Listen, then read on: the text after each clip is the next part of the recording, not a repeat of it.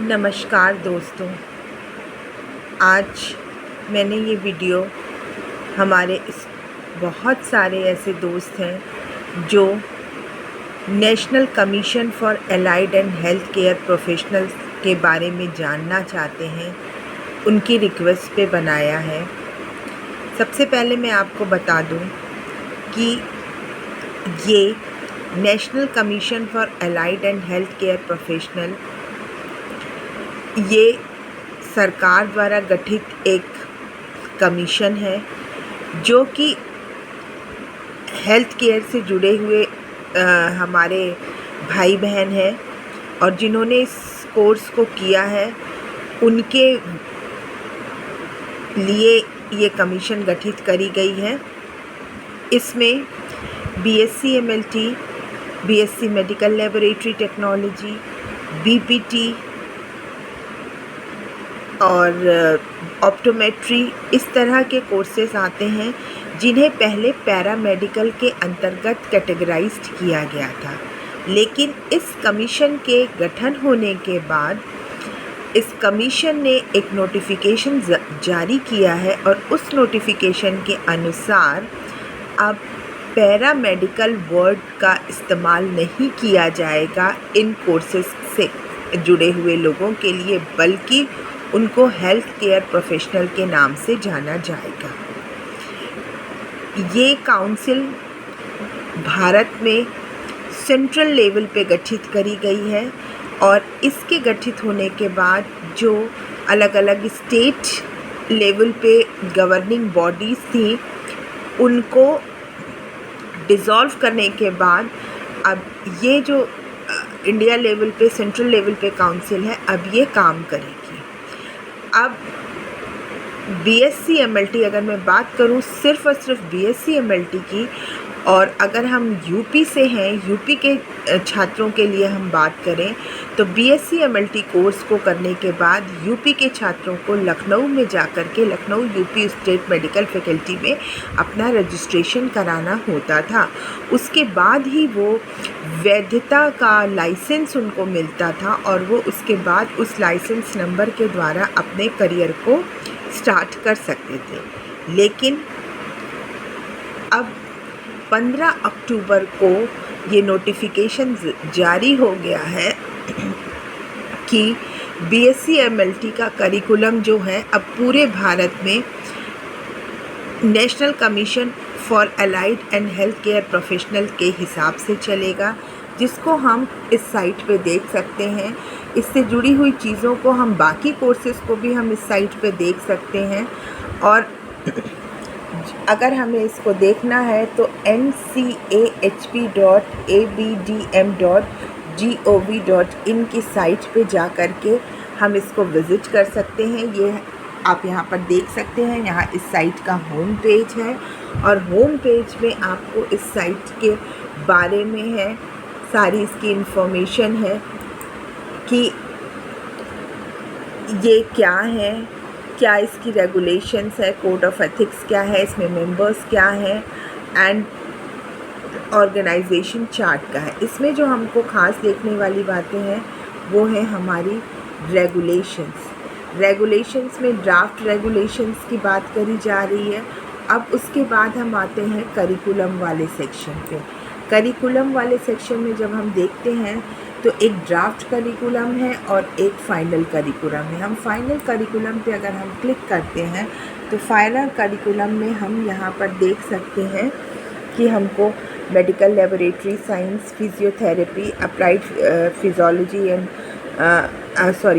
Psychology and behaviour health, optometry, nutrition and dietetics, इस तरह के कोर्सेज जो इसके अंडर में आते हैं उन सब के बारे में यहाँ पर इनका करिकुलम दे रखा है। इस वीडियो के माध्यम से मैं सिर्फ आपको बीएससी मेडिकल लेबोरेटरी साइंसेस के बारे में बात करने वाली हूँ। तो अगर हम इसमें नोटिफिकेशन देखें, हमने नोटिफिकेशन पे क्लिक किया तो हम अगर नोटिफिकेशन देखें तो ये नोटिफिकेशन जो जारी किया गया है वो 15 अक्टूबर को जारी किया गया है, इसी वर्ष 15 अक्टूबर को।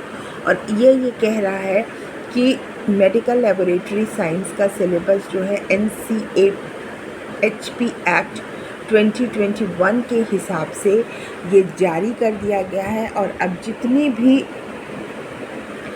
इंस्टीट्यूशंस हैं जो इस तरह के प्रोग्राम को रन कर रहे हैं, उनको 2026 और 27 में इसी सिलेबस को फॉलो करना होगा।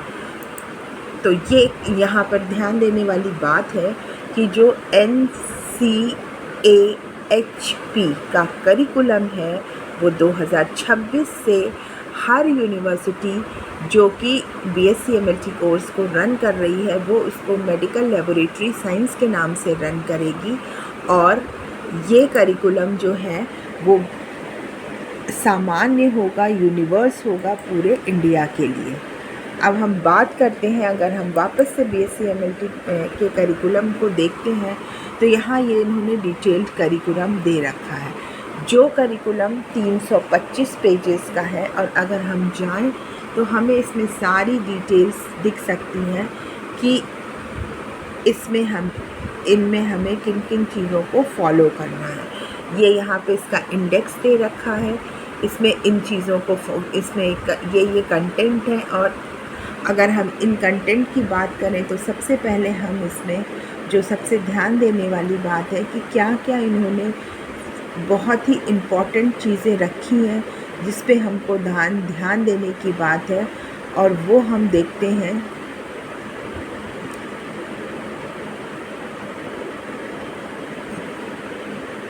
ये देखिए, ये यहाँ पे कोर्स कंटेंट की क्या क्या सब्जेक्ट एरिया को स्टडी किया जाएगा।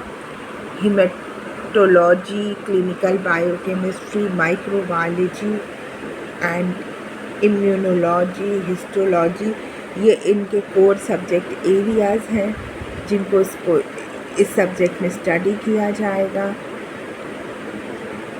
और इसमें इंटर्नशिप जो है वो 1 साल की इंटर्नशिप को रखा गया है। ये पूरे कोर्स को 4 साल का ड्यूरेशन इस कोर्स की 4 साल रखी गई है, जिसमें 3 साल जो है वो आपका क्लासरूम टीचिंग है और 1 साल की इंटर्नशिप है।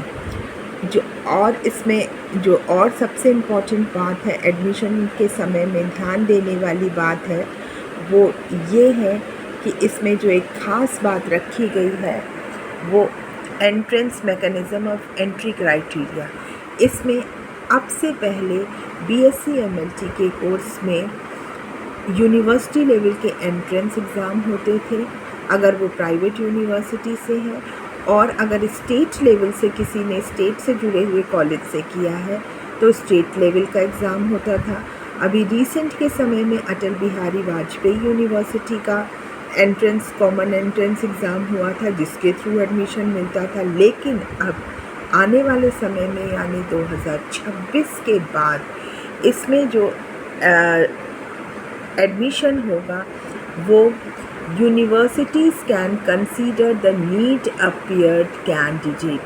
ये बहुत ध्यान देने वाली बात है कि नीट अपीयर्ड कैंडिडेट ही इसमें एडमिशन ले पाएंगे, along with the 50% in 10+2 science के जो जिन्होंने अपना इंटर 12th जो है वो साइंस से किया है वो इसमें एडमिशन ले पाएंगे। बायोलॉजी और the mathematics as per the requirement of the professional. इसमें बहुत ध्यान देने वाली बात है कि विदाउट नीट इसमें एडमिशन नहीं हो पाएगा। आपको नीट में अपेयर होना है, आपको नीट एग्ज़ाम में बैठना है, उसी के बेसिस पे इसका एडमिशन आप आगे आने वाले समय में आप ले सकेंगे। ड्यूरेशन ऑफ द प्रोग्राम में vary across the different programmes, like diploma 2.5 साल का होगा, बैचलर की डिग्री जो होगी वो 4 साल की होगी। उसके बाद ये जो सिस्टम चलेगा वो curriculum is to be devised in a semester system. BSc MLT का करिकुलम जो होगा वो सेमेस्टर सिस्टम में डिवाइड हुआ है। और एक जो सबसे बड़ी ध्यान देने वाली बात है वो है point number 13 exit examination. Exit examination का मतलब होता है कि आपको जिस भी आप इंस्टीट्यूशन से आप इस कोर्स को कर रहे हैं, आपको इस कोर्स को करने के बाद थर्ड पार्टी या थर्ड एजेंसी एक एग्ज़ाम कंडक्ट कराएगी। वो थर्ड पार्टी NCAHP डिसाइड करेगा कि वो कौन इसको कंडक्ट कराएगा, और इस एग्ज़ाम को आपको अपीयर करने के बाद, क्लियर करने के बाद ही आपको लाइसेंस लेने का राइट मिल पाएगा। तो ये दो चीज़ें जो हैं, जो NCAHP के सिलेबस में डाली गई हैं, पढ़ाई एकेडमिक्स करिकुलम के अलावा दो बहुत इम्पॉर्टेंट चीज़ें हैं, एक एंट्री और एक एग्ज़िट।